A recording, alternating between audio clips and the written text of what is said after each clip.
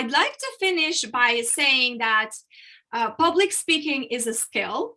It is definitely something that you can learn.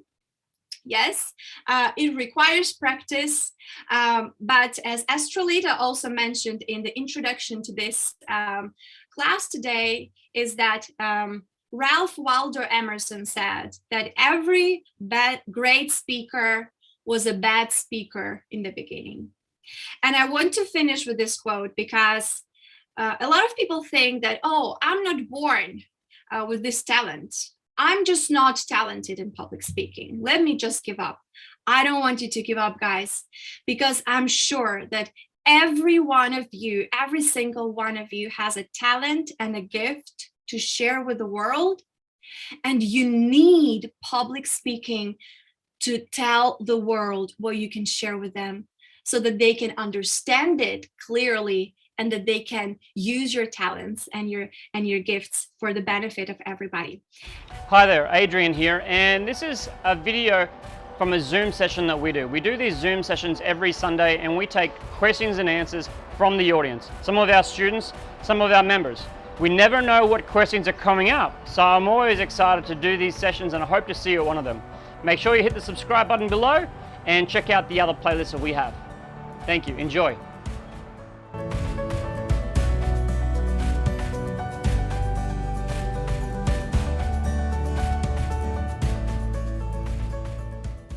I'm really excited about tonight, but first, just before I give you the main dish, or as I like to say, the main meal, I'd just like to give you a quick introduction about who I am, and the role that I'm going to play here tonight. My name is Deano Delpleash, and I'm a high-performance coach. I help high-impact leaders achieve their highest own profitable, exciting, passion project. And tonight, I'm going to be your host tonight. Every other week, I'll be leading this discussion. And on the weeks that I'm not leading, you'll be joined with Darko and Adrian Cahill, which is this handsome man right here. He's the CEO and founder of Motivated Community.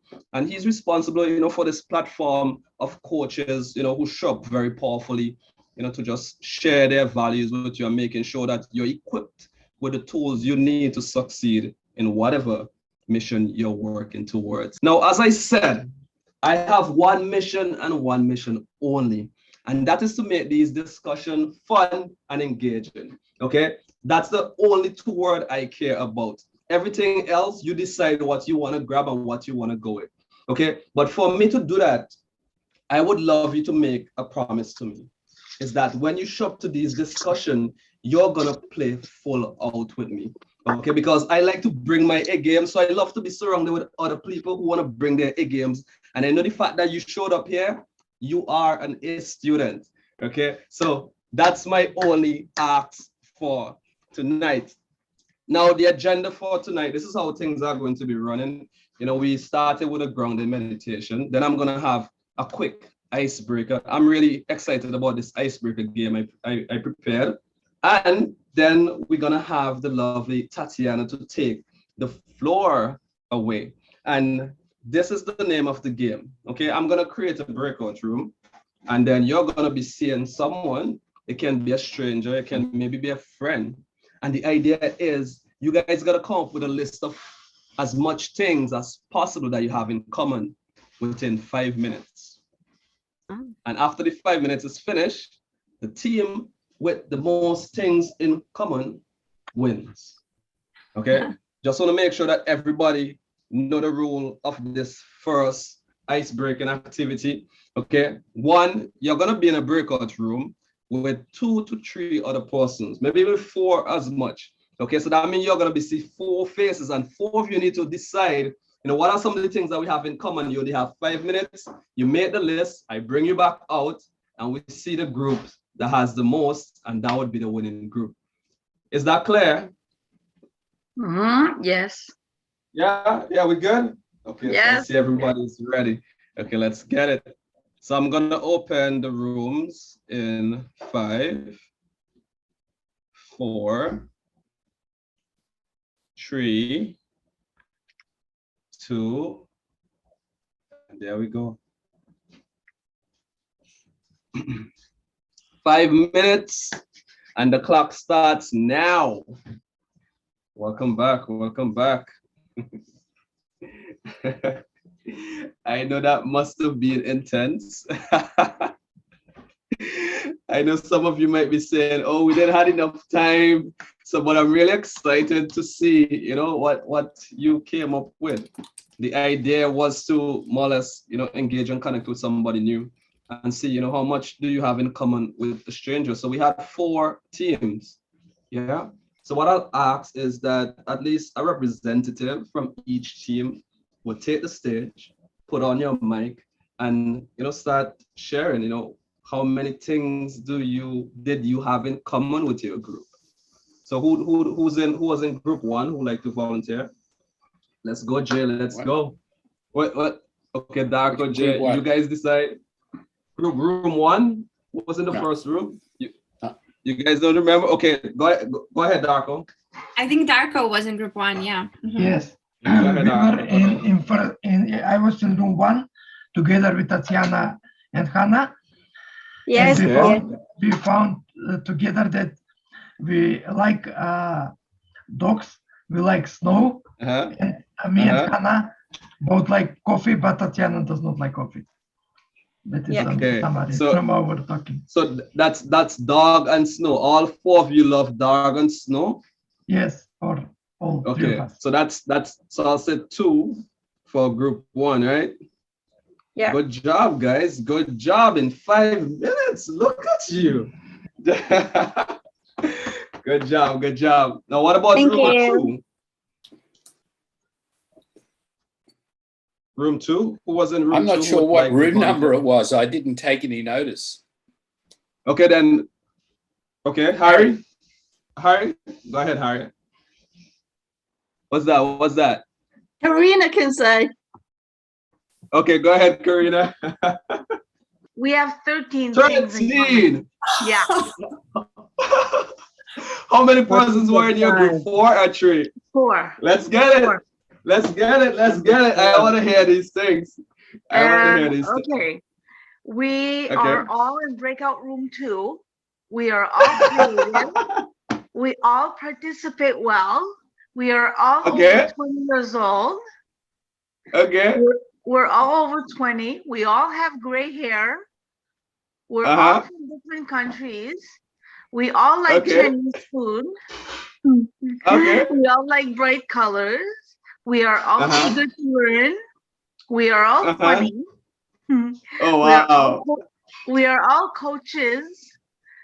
And we are all goal oriented. Oh, wow. I gotta give you guys a round of applause. Come on, you guys gotta give them a round of applause. That's wonderful. That's what you call being resourceful. Yeah. The only rule of the game was to find out as much things as common, right? Okay, so who's up next? Jay. Room 3. Okay. Maybe so Jay. Miss Jay, you're up. Okay. Let's go, Jay. Yeah. All right. Jennifer? I didn't even add up how many, but we found out we all have 2 feet, 2 legs, 2 arms, and a head, and a body. Yeah. And that we're human. And then we're all Motivate members. We all have a common friend, Adrian. Okay. We're all intelligent, good people. We all have an interest in NLP. We all have children. We all had been to university. Word is confirmed. Word is confirmed. Was it all confirmed? Go ahead. I don't understand what you're saying. Was it all confirmed? Was it all confirmed by everybody? Yes. Yes. Now we are 11. Wow. The last one We're was from we same speak English. countryside. How many was that? 11? 12, Continue, Jay. I think We need 12. to be 13. Does your physical attribute count for commonalities? I'm not sure. You gotta use the 5 minutes. The 5 minutes is already up. There's no adding to the list, okay? No, okay. no, Eddie. They can confirm. This is what I said. We have all these things. Okay, good job, guys. Come on, give the round of applause. I like that. I like that. You're playing full out. I asked to play full out and you're playing full out. I really appreciate that. Okay, now the final group. Let it rip. So who would be representing the final group? I know Harold. With Harold, which group were you in? 2. Oh, your group went already. 2. Okay, so group 4. Who would be representing Jennifer. Room number 4? Most likely it's okay. Jennifer, let's get it. Let's go. Yeah, we were all women. We all like different arts. We like to cook. We like traveling, meeting people, and we all like to write. Many of us write different pieces of work, reflections, and journals and stories and stuff like that. Wow, wonderful. We didn't think that we all had eyes and ears were things that we had in common because everybody had without those in common, but it was fun. It was really nice meeting everyone. Wonderful, wonderful. And that's the idea. The idea is to have fun, you know, and engaging with others. I didn't create the game so that I can have a winning group, but whenever there's a competitive spirit, you get to be creative, you feel the energy flowing, and that's a nice thing to experience. So I just want you guys to take a deep breath and just relax. Yeah, because things are about to get, you know, even more interesting. And just before I hand you over to Tatsiana, I want to leave you with this quote. It usually takes me 3 weeks to prepare a great impromptu, Mark Twain. You know, when I saw this quote, it reminded me of when I made a decision that I wanted to be a speaker myself. And I would look at many different speakers like Jim Rohn, Tony Robbins, Les Brown, and I'll see them doing their thing, you know, they'll come up, they're confident, and they have so many powerful quotes and phrases, and it's as if it was effortless. You know, so in my head, I was like, okay, I can do that too, you know? So I got a book and I started studying and I'm reading. And there was a page in the book that said that most of the great speakers would plan and practice their speeches more than 10 times before they even present it. And I was like, oh my gosh, really? I thought this is something I just show up and do it and I'm good at it. Yeah.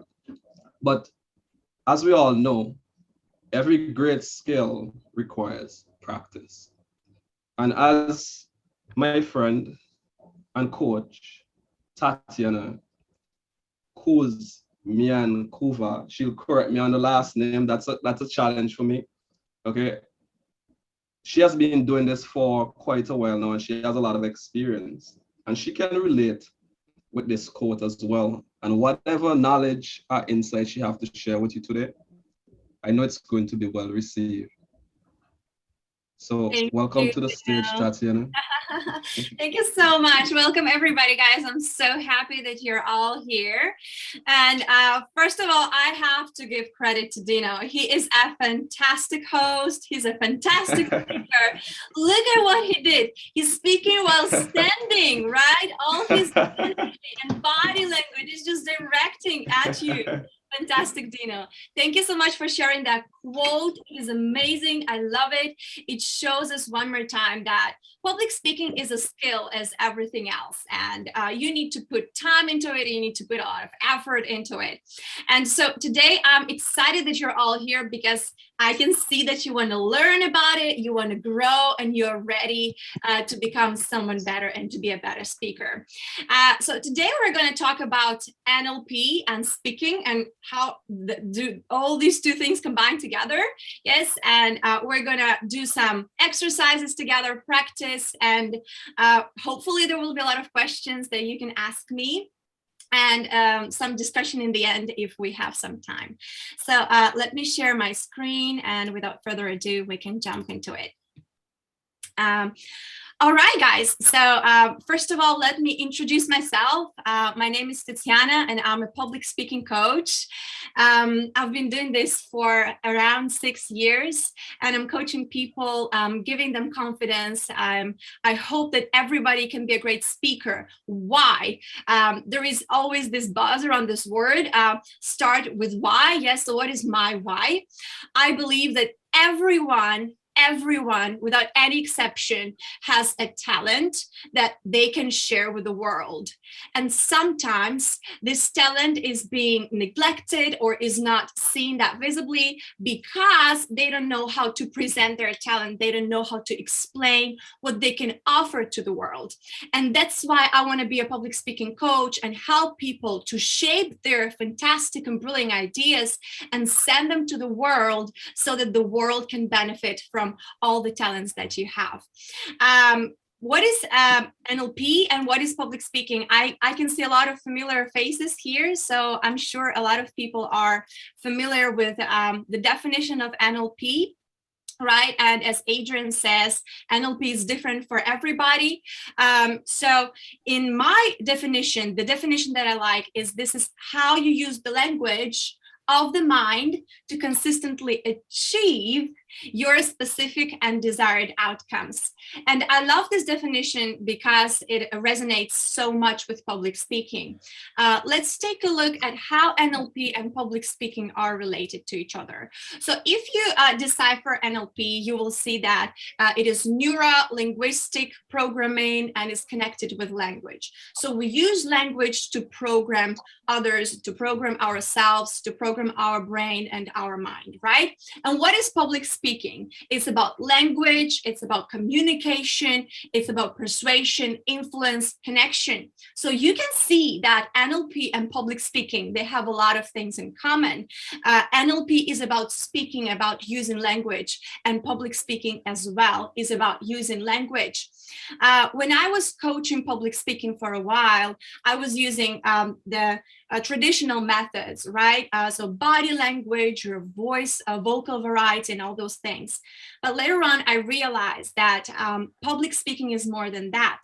And if you understand the basics of neuro-linguistic programming, how it works, it can help you to boost your presentation. And today is what I'm going to show you is how to use some NLP knowledge to improve your public speaking skills and your performance in front of audiences. So let's take a look. What is public speaking?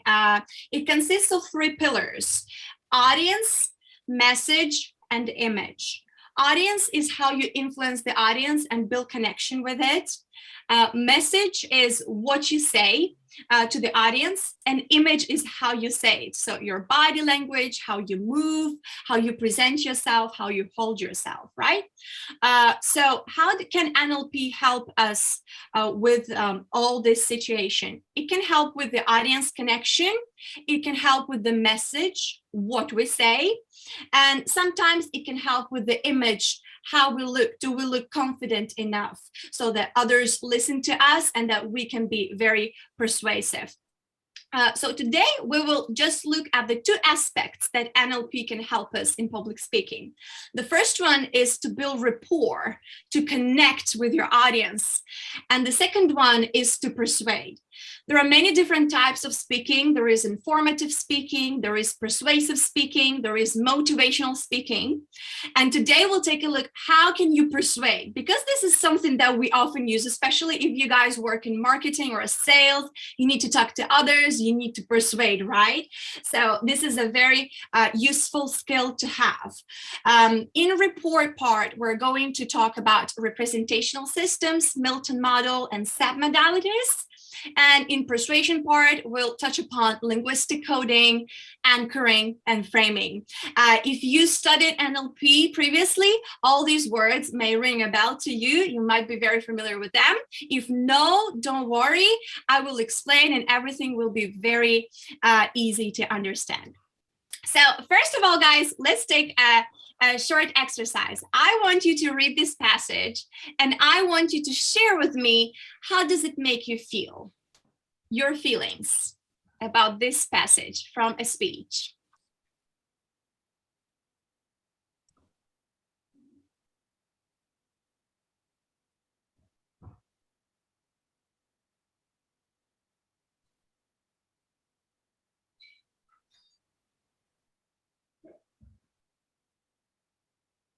Yes, I guess so.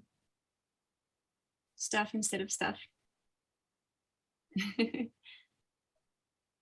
No structure and very bad grammar and spelling.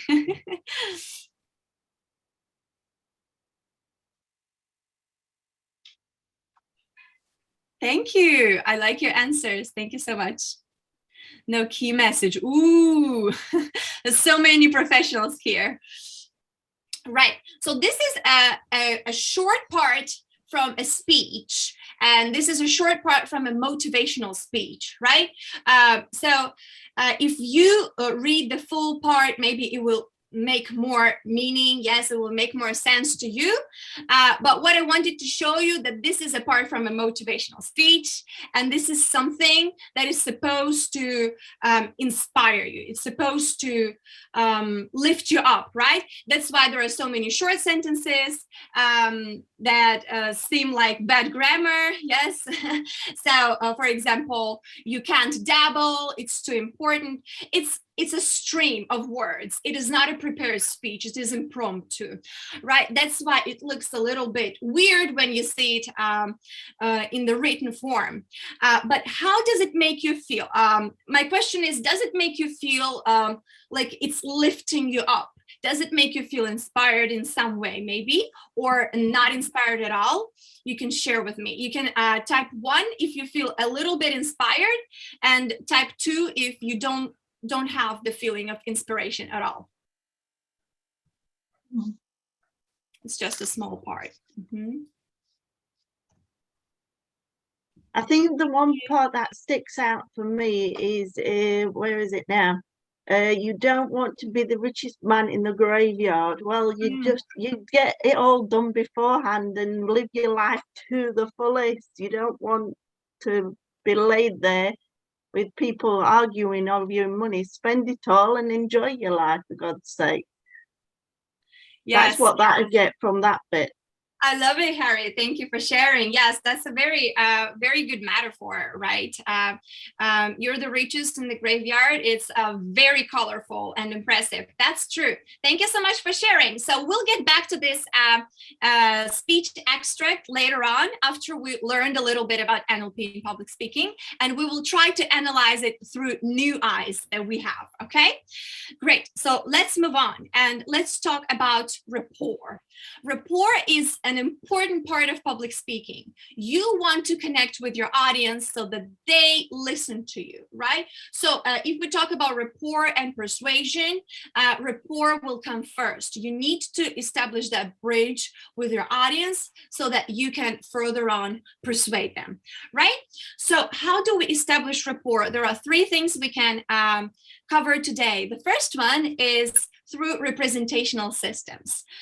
We perceive the world through vision, ears, and feelings that we get. These are the 3 major areas that we receive the information from and how we perceive the world. The thing is that different people have different representational systems in a way that for some people, visual is stronger than auditory, and for some people, kinesthetic may be stronger, right? So let's take a look at how they are different. So visual is when people concentrate on the things that they see. They pay attention to colors, they pay attention to the brightness, what things look like.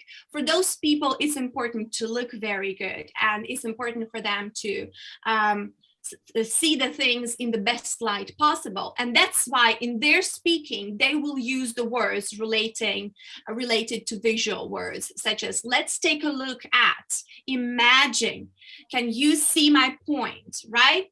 So some people may ask, do you understand my point? Do you get my point? Visual people will say, do you see my point? For auditory people, they will speak in these auditory words, like listen to your heart. Can you hear what I'm saying? Yes. Does it sound right to you? So all these words that connect with the sound will appear in their presentations and speeches. And for kinesthetic people who perceive the world mainly through feelings, they will talk about feelings a lot. They will ask you, how does it feel? Yes. Are you comfortable? Warm wishes from me, right? So who are you guys? I want you to think about this. What type of person are you? And this is going to define what kind of speaker you are. Yes, are you visual, are you auditory, or are you kinesthetic? You can think about it, and you can try to come up to some kind of conclusion. Who do you think you are? How do you perceive the world? And you can share your ideas in the chat box. Are you visual? Are you auditory? Are you kinesthetic? What do you pay attention to? Do you pay attention to how it looks? Do you pay attention to the sound or how it feels? For kinesthetic people, clothes, comfortable clothes is important. It feels good. When you touch it, when you feel it, yes. Visual, hair is visual. Another visual. Darko is auditory. Thank you for sharing. Yes. Yes, sometimes there could be combination. Yes, so it's not just like one, but usually one will prevail, visual and auditory. Yes, someone knows very well. Sebs knows very well himself. 60% kinesthetic for Deano. Wow, that's a good mix, Deano. Visual and kinesthetic. Thank you, guys. So the idea here is that when you talk to an audience, you cannot know who your audience are, right? You cannot know if they're mainly visuals or kinesthetic. So the rule of thumb in public speaking is to try to use a combination and a mix of all these three types in your speech.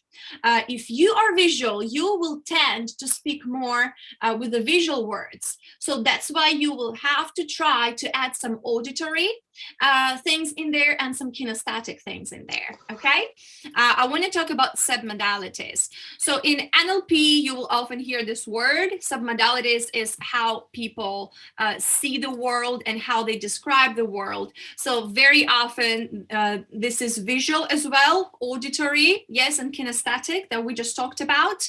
And submodalities help us to actually feel the world better and to understand it better and to comprehend it better. So I want you to take a look at these two pictures and tell me, please, which one do you like better, the color one or the black and white one? And you can type in the chat box and let me know.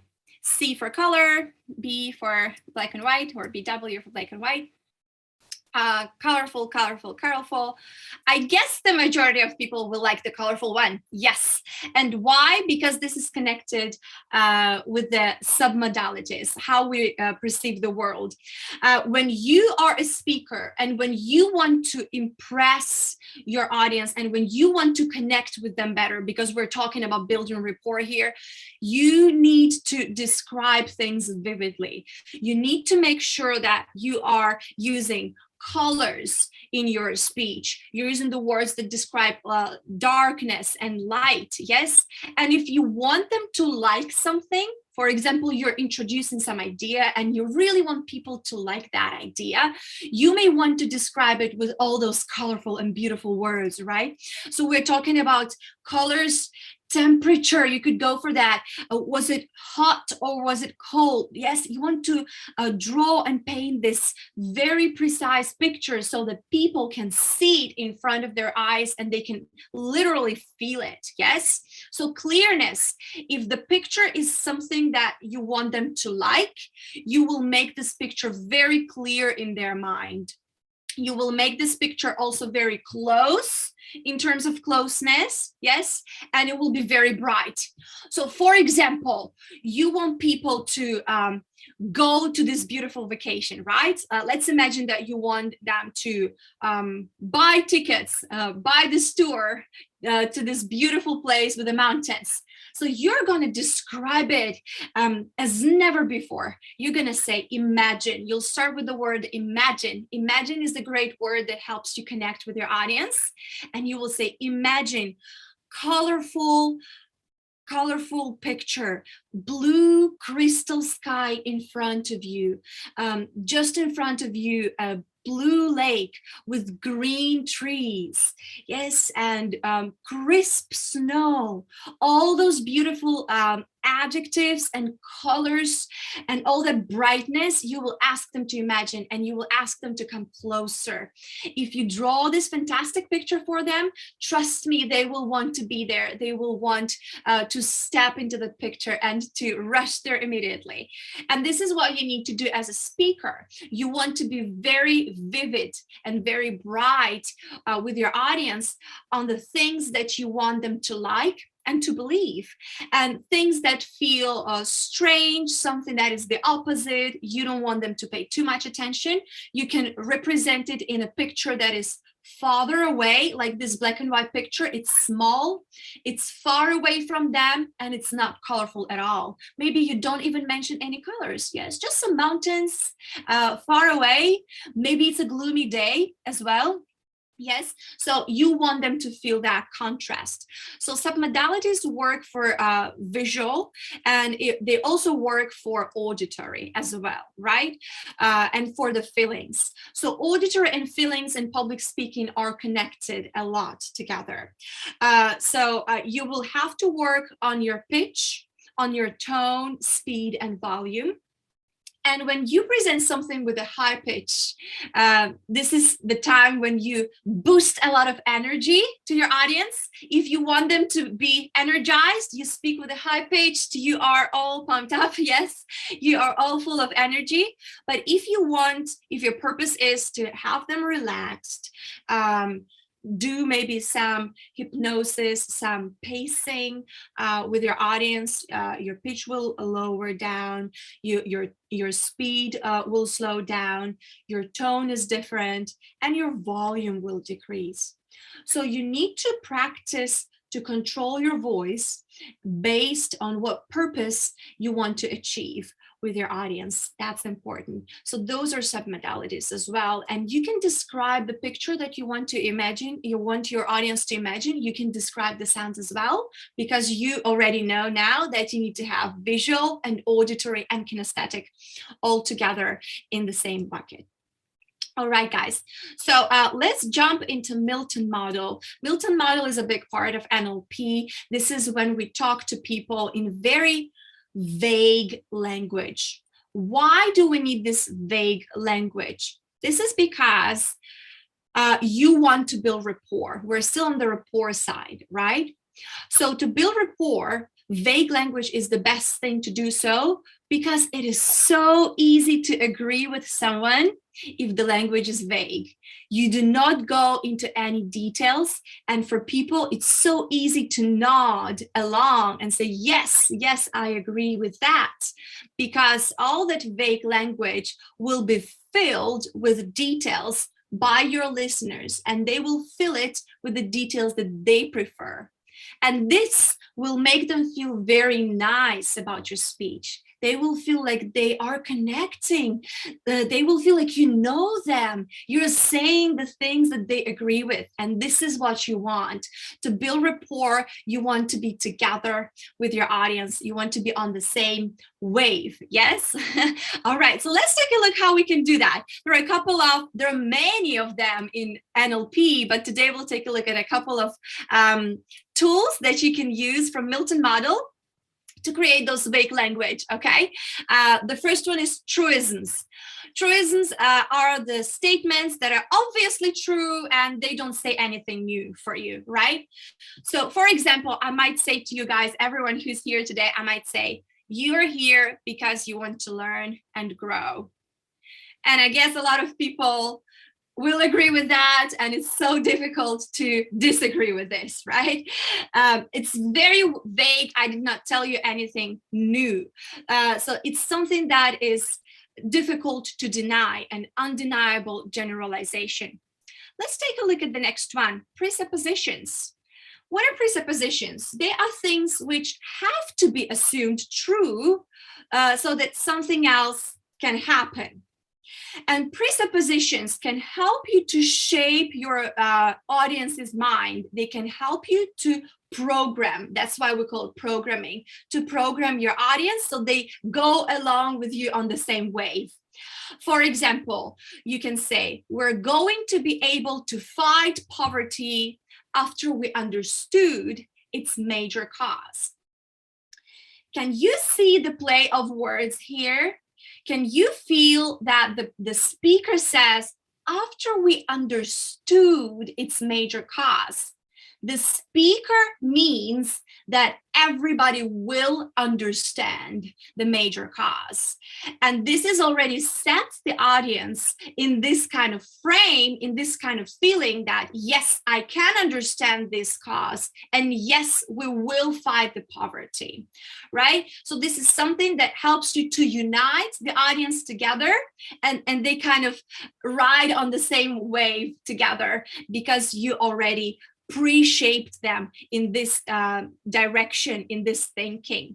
Let's take a look at the next one, embedded suggestions. Embedded suggestions are the suggestions that are marked with an emphasis through changing your tone and pace. In public speaking, your voice is a very important tool.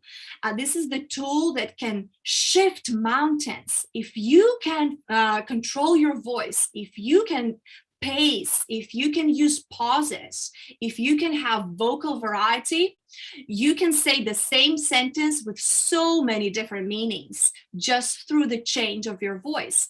And this is the same thing in NLP. It's connected with NLP. So let's take a look at this example. It's hard to predict how much positive change is going to happen. If I put emphasis on the word hard, this is what people are going to remember. If I say it's hard to predict how much positive change and blah, blah, blah, right? I want you to hear the word hard. But what you can do is you can turn it all around and upside down, and you can put emphasis on the second part of the sentence. And this is exactly what people will remember. You can say, it's hard to predict how much positive change is going to happen. You separate the sentence into two parts by a pause and a tone, and you show people that the second part, although it's the part of the whole sentence, but it can be a separate part, it can be positive change is going to happen. Although you mentioned something about hard to predict, but because you separated this whole chunk into something different and is something separate and specific individual, yes, it's on its own, people will pay attention more to this. So use your voice to have this embedded suggestions in the sentence. Yes, you can see like this is a suggestion. The positive change is going to happen, and people will in their subconscious believe that this positive changes is taking place soon. And generalizations is a huge thing for a Milton model, to make all those things very vague so that people have no other option but to agree with you. Let's take a look. For example, words like everyone, always, often, all, or every. For example, every failure brings you closer to success. Can anyone say no to that? Very difficult, right? Or everyone deserves to be happy. So broad, so vague. And that's why people agree with you. And that's why you build rapport. And rapport is all you need so that your audience follows along and listens to you. Also, there could be words that imply necessity. For example, everyone needs good health. Yes, we cannot deny that. Everyone needs, you need good health. That's true. Or we have to accept the change around us. There's no other way. And it's a huge generalization. And it's kind of like truism as well. There's no other way around it. Change happens, and that's the only constant in the world, right? So when you guys craft your speech next time, think about this. How many generalizations do you have in your speech? How vague are you? You don't need to be vague on purpose, because all your speech is going to be too vague. All the sentences are too vague is not good. But you must have some of the vague language in your speech to build that rapport, because people who agree with each other will follow each other's thoughts and will be way more easier to persuade them. Great, guys. And cause and effect is about connecting two things together so that they make sense. For example, because you're here, you're ready to step out of your comfort zone and grow. Right. So now, guys, let's go back to this badly written extract, yes, which was not written, but was just transcribed from the impromptu speaking.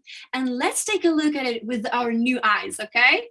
So now let's analyze it. Can you see some VAK, visual auditory kinesthetic? And can you see some Milton model, all that vague language? And if you find some vague language, I want you to type it in the chat box. Some vague sentences. A lot of Milton, Deano, yes, that's true.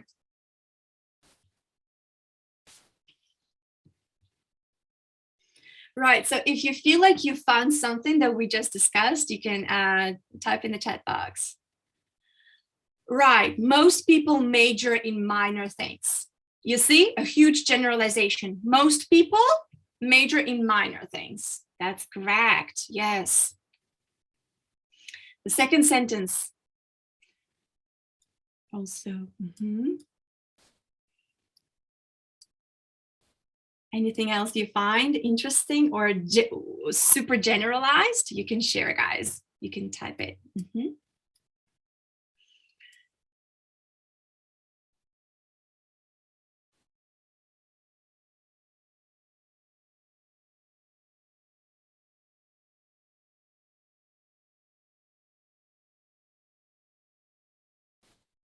Emotions are everything. Yes. So the word everything is the big generalization. I mean, you got a ton of money. Everybody loves you. Good job. Yes, everybody loves you. You got a ton of money. So you can see that this speaker speaks with a lot of generalizations. And that's why it's so easy to get influenced by those words, because yes, I agree. Yes, you don't need to be rich and be in the graveyard. Nobody wants that. Yes, we mainly focus on minor things. Majority of people, everybody loves you, easy to agree. And also, guys, pay attention, who is the speaker? Who is the speaker? Tony Robbins. Tony Robbins. I can't believe it. When I just saw this, I was like, really? Yes, and I did that on purpose, Jennifer, because if I showed you his name in the beginning, you would be influenced by his name, you will be influenced by his creativity, and you will immediately think that this is a good thing, that this is a motivational thing. So another thing in NLP that Adrian always talks about is the level of permission. How much do people permit you to talk, and how much do they permit to themselves to trust your words? And in public speaking, credibility is super important. So if you guys are not as famous as Tony Robbins, what you need to do in your speech when you go on stage, the first thing you need to do is to establish your credibility. You need to show people that you are worthy to listen to. So how can you do that? If you are a doctor, if you are a person working in medicine sphere, for example, you want to show people your authority by telling people your experience. For example, you could say, I've been working in the field for 30 years. This is your credibility, right? So you want to show people that you are trustworthy. This is so important. This will give you the permission to penetrate into their minds and to eventually persuade them. This is what will help you. Thank you, guys. You did a fantastic job. So it's time for us to move on to the persuasion part. Yes, the most exciting one. How do we persuade people, and how can NLP help us with persuasion? So let's take a look at the first one, which is linguistic coding. With linguistic coding, we kind of shape people's mind. We shape what they think. So we do pacing, and then we tell them the desired outcome. In NLP, Pacing is when you kind of lead your audience so they want to follow you. Pacing is everything that we talked about before. The Milton model, the vague language. You are pacing. They agree with you, agree with you, agree with you. Boom, you give them something, you tell them the desired outcome that you want to have for them. Yes, the desired outcome that they have. So you make them agree, you build that rapport, and then you code them. So let's take a look at this example. We have a combination of truism, cause and effect, linking word, and then we get this punchline of desired outcome, the final part. Let's take a look. Desired outcome is that I want you to be a better speaker. So you come to this session today, and now I want you to code you guys. So what I can say like this: you are here because you want to learn and grow. Pacing, you agree with me, right, on that? And this means you're listening carefully now. Well, I kind of connect this cause and effect. You are here, you want to learn, and that's why you're listening. Yes, I make these two parts like they are connected, they make sense with each other. And then I use the linking word, and that's why also another effect. I'm sure you will be a better speaker by the end of this meeting. So I'm telling you my desired outcome, right? So this is how you pace, and then you code, and you kind of install this desired outcome in your listeners, and they follow you, and they are ready to learn, and they are ready to grow and be better speakers. This is how the power of language works, and this is how you can use it in public speaking. Let's take a look at anchoring. In NLP, anchoring is a huge chunk, and it helps people to overcome many struggles and many things. But you can also use anchoring in public speaking when you want to separate two different things. You can anchor your words. Anchor means to connect. You can connect your words to the hand gestures you use, or you can connect your words to the speaking position you are in. For example, if I'm comparing two products, one is a fantastic product, I'm on the stage, I'm a salesperson. One is a fantastic product, and another product is so-so. And I want to show the difference. I want people to remember, I want them to have this feeling that this one is great and this one is so-so. So what are you gonna do? First, you can do it with hand gestures. Whenever you talk about good product, you can set the same hand gestures for the good product. For example, you can do a round. Let's suppose that I'm doing a shape of a ball when I'm talking about the round product, right? So whenever I'm talking about all the qualities, I'm doing this round shape. And when I talk about another less good product, I'm doing another shape. Maybe I'm pushing it away with my hands. Yes. So I'm separating the two notions with my hand gestures. And thus I'm anchoring two different things to hand gestures. So next time when I say something and I don't mention the product, but I just do this shape, people will feel like this is a good feeling. This is about some good product. Yes, they will remember this anchor that you already installed in them. The same thing goes with the speaking spot. You may talk about the product that you want them to buy on the left side of the stage, and you can talk about something that you want them to abandon on the right side of the stage. And you can move to the left and to the right, and they will memorize this. They will get anchored. They will get connected, and you will achieve your purpose. So this is how anchoring works, and this is how you can evoke the feelings that you've anchored later on just by shifting position on the stage or just doing this hand gesture. This is something to think about when you craft your speeches, maybe when you do your presentation at work or for your client in the meeting. Yes, you could use that technique as well. And the final one, before we jump into our final exercise, is frame framing. I love this a lot. Framing is a linguistic tool that helps to set people in a specific mindset. And this is something that can also help you to persuade them in a way, yes? So you use some words and you show them in what kind of frame we are working here today with you, right? So let's take a look at the examples. The first one is as if frame. For example, I say, let's imagine that humanity is on the verge of extinction.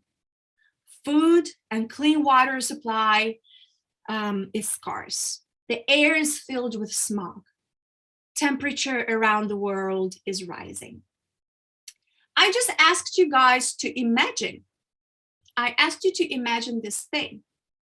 But by imagining this thing, you probably feel bad. You probably feel like, oh my, this sucks, yes? So what do you guys want to do now after I framed you in this way? I asked you to imagine, I put you in this frame, I put you in this terrible box that we're on the verge of extinction, people are going to die. How do you feel? What do you want to do now? What do you want to do now? What need do you have right now? You can type in the chat box. What do you want me to tell you next? You feel terrible. What do you want me? I'm a speaker. I put you into this frame. What do you want me to talk about now? Solution. Exactly. Very good. So now, no matter what solution I give you, you probably will follow it. You probably will agree. I better stick with some solution rather than be in this kind of situation when I'm extinct. Yes, hopes, very good. And fear is a good one. Thank you, Kay. Because fear drives us to do something. Yes, it drives, is a powerful motivator. It's a powerful driver. Right, guys. So this is as if frame. You can set it on your audience and they will want to get out of it, or maybe they will want to stay in it, depending on what kind of emotions are in the frame. You can also set an open frame. There are so many frames. Let's take a look at open frame example. Any answer is correct. Every idea is welcome. Feel free to ask me any questions and exchange your thoughts about this problem freely. So when I set this frame, I give you the permission. I tell you that no matter what you think, I will accept this. And by saying this, I set your mind free. Now you can be free. You can think of anything. You can be creative.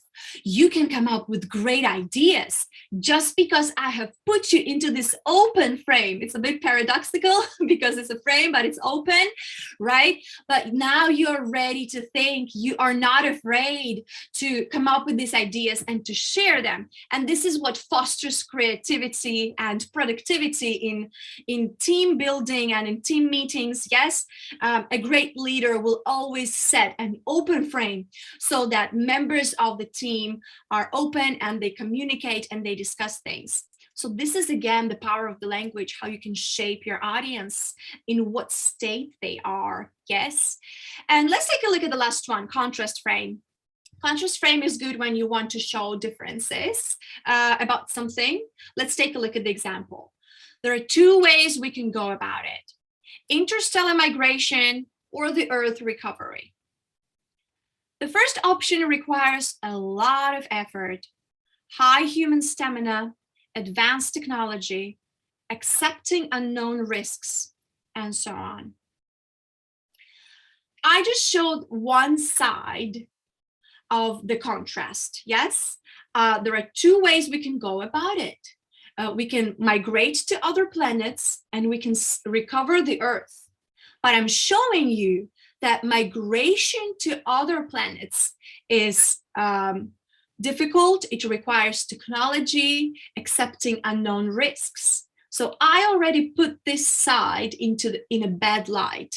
Yes, I don't say directly, you should not migrate to other planets.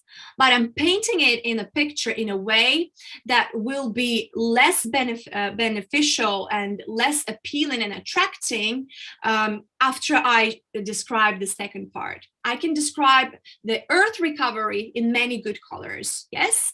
So then there will be contrast and people will definitely feel more prone to choose the second variant if this is what you want, if your aim is to make them choose the earth recovery, right?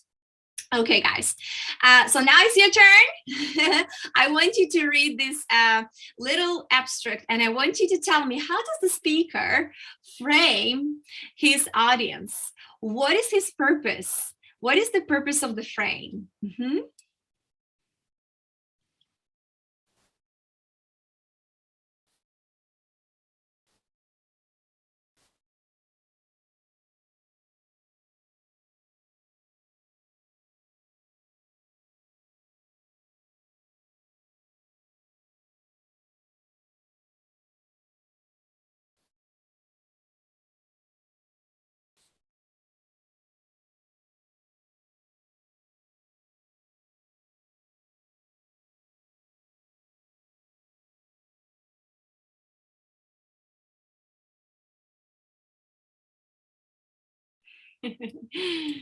Okay, guys, any ideas? What do you think the speaker is doing? Sharing story. As if frame. Okay, asking questions. Right. Overwhelm. Thank you for your answers. Yes, guys. So this is a frame that is completely different frame, and framing is very easy. Framing you can frame anything you want to frame. Yes. So the speaker, look at this. The speaker is singing. Annabelle, is that what you're trying to say? The speaker is in an open frame, contrast. Okay, guys, let's take a look that we have, let's imagine that we have a voice behind it, okay? And I'm gonna say, and the shopkeeper said, do you want slim fit, easy fit, relaxed fit? You want button fly or zipper fly? You want stone washed or acid washed? Do you want them dressed? You want boot cut, tapered, blah, blah, blah. Do you want to choose jeans after so many questions? Do you want to buy jeans? No, you don't want to buy jeans at all, right? So this is the point of the speaker. He's trying to pre-frame you with so many questions. You feel frustrated, and this is what Harry mentioned as well. Yes, overwhelmed. You feel so overwhelmed that you feel like, oh my God, leave me alone. I don't want these jeans anymore.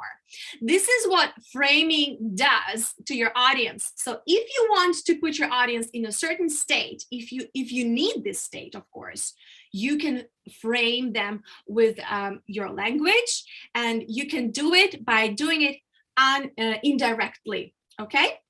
Indirectly. So it means that you don't need to say, oh, it's so difficult to choose now. When you go to the store, it's difficult to choose jeans. You don't need to be that direct. You want your audience to come up with this idea so that they are the creators of this idea, and they will bask in their smarts, and they will think, oh, this is my idea. And now this is not you persuading them, but this is them who have generated this idea themselves in their brain, just because you did this framing very carefully, right? So you can see, guys, that this is a very subtle art. It's not easy. It requires a lot of time to sit down and to craft your speech. And I like what Deano said. Yes, that quote from Mark Twain, that he needed 3 weeks to make an impromptu speech, right? It's funny, but this is true. And if this is a prepared speech, you even need more time. So I'd like to finish by saying that public speaking is a skill. It is definitely something that you can learn. Yes, it requires practice, but as Astrolita also mentioned in the introduction to this class today, is that Ralph Waldo Emerson said that every great speaker was a bad speaker in the beginning. And I want to finish with this quote because a lot of people think that, oh, I'm not born with this talent. I'm just not talented in public speaking. Let me just give up. I don't want you to give up, guys, because I'm sure that every one of you, every single one of you has a talent and a gift to share with the world. And you need public speaking to tell the world what you can share with them so that they can understand it clearly and that they can use your talents and your gifts for the benefit of everybody. And I guess we've got a couple of minutes left. I'm giving the floor back to Deano. And if you have any questions, I'm excited to answer all of them. Thank you, guys. You were a fantastic audience and so attentive listeners. Thank you so much. Thank you so much. I know everyone here must have enjoyed that presentation. You know, most of the great speakers who have came before and who's with us, and even them to come, are great speakers. They're able to influence and persuade and inspire, you know, people with their words. And today, as you've been equipped with this knowledge, you now have an even greater responsibility. And I'd like to send you off with this powerful quote that I saw today. It says that your word have great power. Use them to support and to inspire. I just want to thank each and every one of you for showing up today, because, you know, you could have been somewhere else doing something else. And that says a lot about how much you value investing in yourself. And because you know how important investing in yourself is, you would also take action on those investments. So I don't want you to only come and listen and take notes, but take action. Connect with Tatsiana, you know, get that additional learning and go out there and inspire the world with your magic, okay? Because that's one of the most beautiful things to experience. Boom! You made it here! Good on you. Make sure you click the subscribe button below and check out the playlist at the end. If you'd like to come along to our Sunday sessions where we host a live, free Q&A for our students and members, you're welcome. I'll see you there.